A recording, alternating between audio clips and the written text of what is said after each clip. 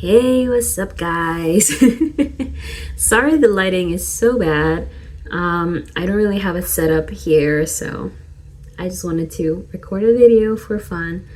And since reading is now my personality, I wanted to do a video with my old-time favorite books, my favorite books of all time.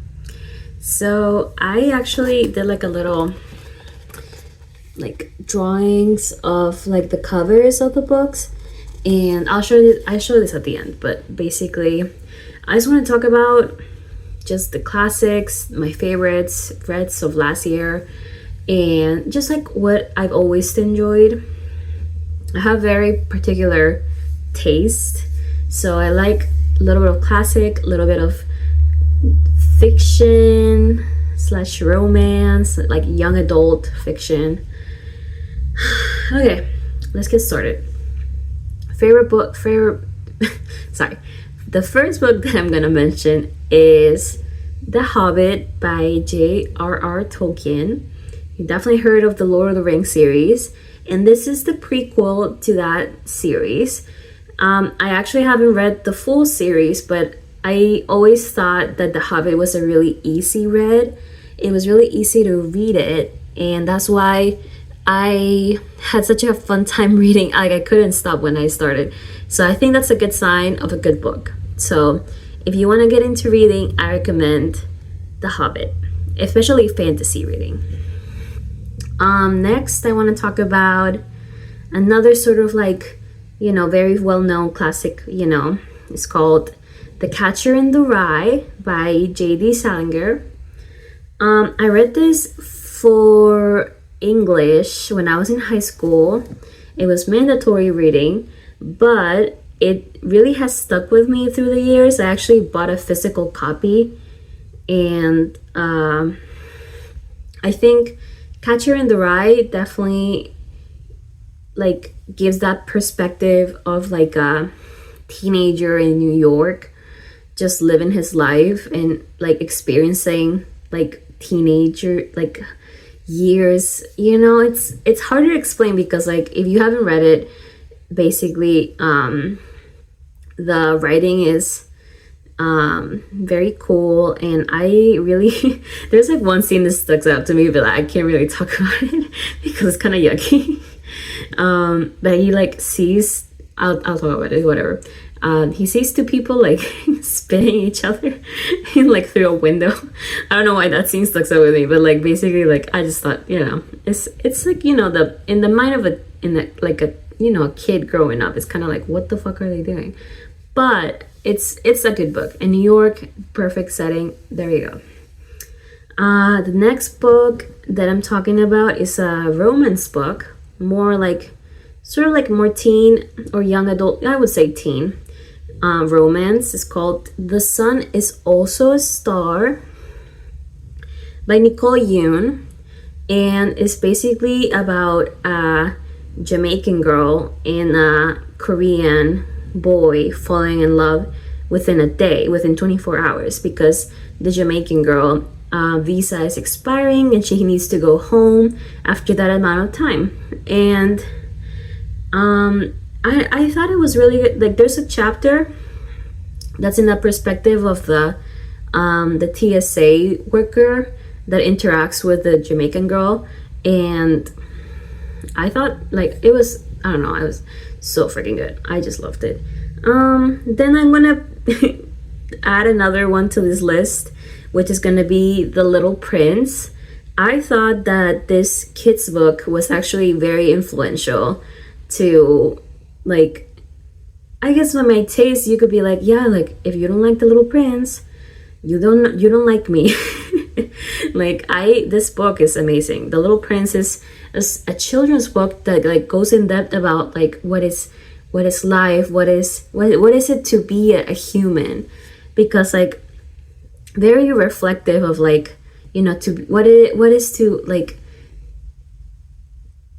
be human when you connect with other people, and within yourself, and why do you keep doing things in life, and because this little boy like lives in a planet, and then he starts going around looking for like something for his flower. It's such a good book. It's by Antoine de Saint-Exupéry. I'm definitely not saying that right, but you know, there you go. And then these are more books that I think girls will enjoy if you're a watcher. I mean, definitely a guy can enjoy it, but I think it's more catered to girls. And that book would be Cleopatra and Frankenstein. I talked about this book before on my channel. It's by Coco Melors. She's the author of the brand new book Blue Sisters, which I'm looking forward to this 2025. Cleopatra and Frankenstein is about this girl named Cleo who falls in love with a guy named Frank and guess what? In New York City. And it goes through the complexities of like a dynamic of like an old dude and a young woman falling in love and like marrying too quickly, and then it's like a whole mess. But very interesting. It was a good read, and it's like a 400-page book, but I couldn't put it down. Like it was very engaging. And then my other pick for, you know, another girly like me in her mid-20s would be My Year of Rest and Relaxation by Ottessa Moshfegh. This book really opened my eyes because I was having a really bad year around like 2020, 2021 because of the pandemic.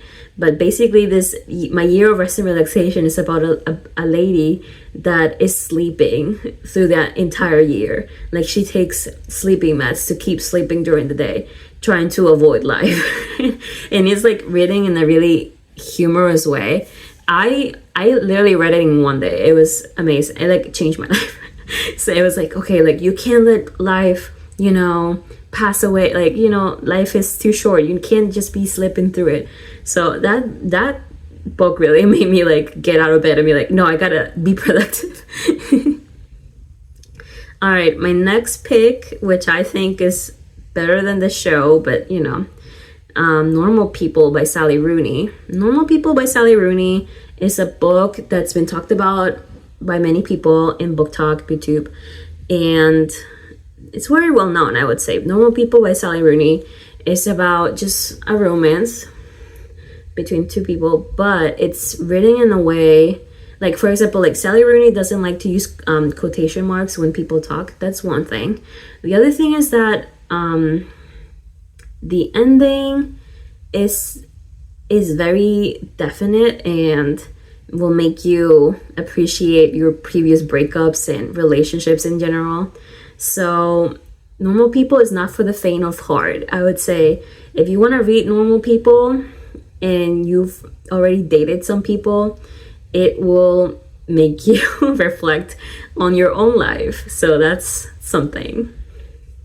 And my last book, it's called Like Water for Chocolate, or in Spanish, Como Agua para Chocolate, by Laura Esquivel. This book is basically forbidden romance. This girl is made to take care of her mom even though she doesn't want to, and basically she learns, or she has this power, this magical power of not magic, but just this power of putting her feelings into food.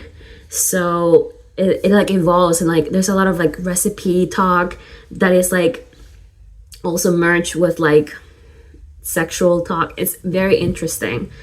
And I that was also mandatory in high school for Spanish, but I thought that book was good because the new the new HBO show came out for Like Water for Chocolate, and I was like, wait a minute, I've read this and I want to read it again. And so I asked my dad to buy it for me for Christmas, and he did. Alright, so some quick honorable mentions for books that I like but didn't make my favorite books of all time list. I would say The Perks of Being a Wallflower, Atomic Habits, Men Without Women by Murakami, Harry Potter, Beach Read by Emily Henry, and Dark Matter by Blake Crouch. Those are my favorite books of all time.